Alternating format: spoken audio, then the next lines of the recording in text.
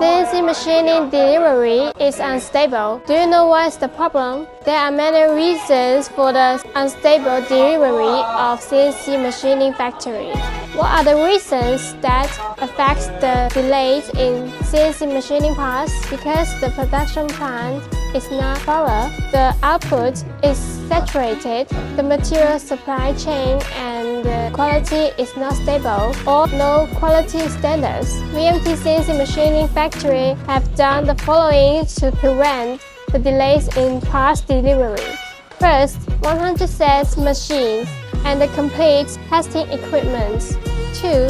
Establish a complete quality inspection system. 12 quality inspection processes, and the yield rate can reach 98%. 3. Self-built material lab, stocking over 40 materials with stable price and can provide material reports. 4. There are full-time SQA engineers and 40 QC staff ensure the quality. The above 4 points can ensure that the CNC machining factory parts can be delivered on time. That's all for today. If you have any question about the CNC machining parts, please leave a message.